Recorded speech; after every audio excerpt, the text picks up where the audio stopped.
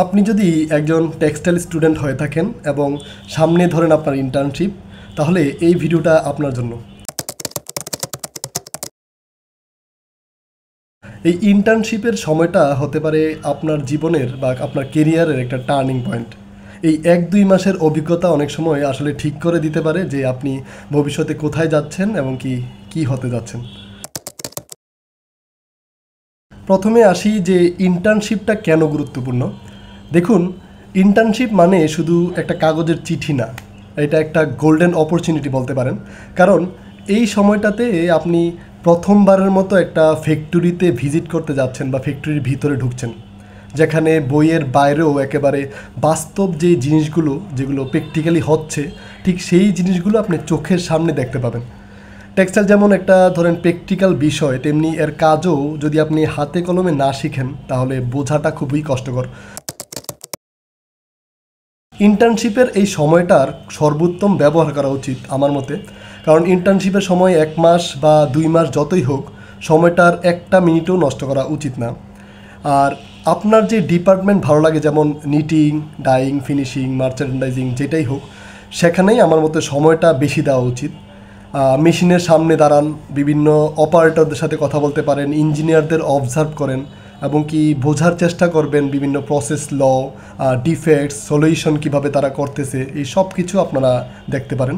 এবং মনে রাখবেন যে এই সব ক্ষেত্রে কেউ আপনাকে নিজে থেকে শিখিয়ে যাবে না, শেখাতে চাইবো না।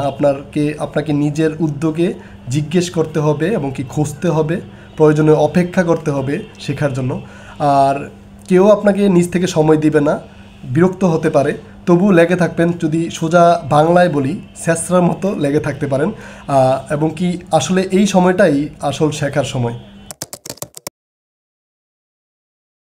আরেকটা বিষয় হচ্ছে যে ফ্যাক্টরি এবং সুপারভাইজার নির্বাচন।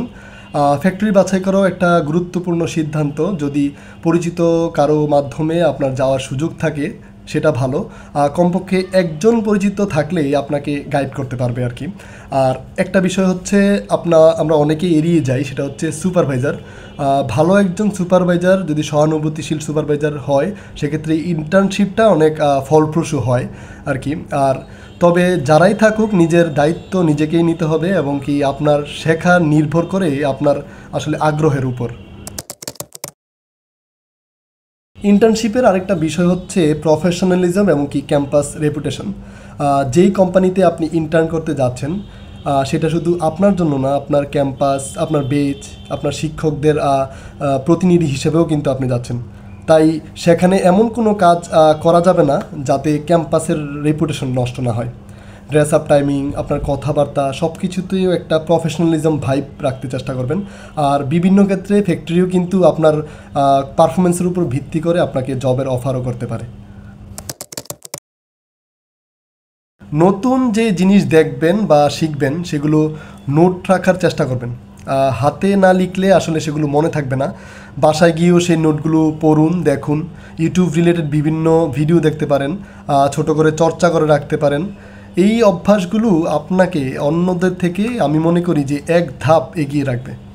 মনে রাখবেন যে এই 2টা মাস হতে পারে আপনার জীবন বদলে দেওয়ার একটা সময়।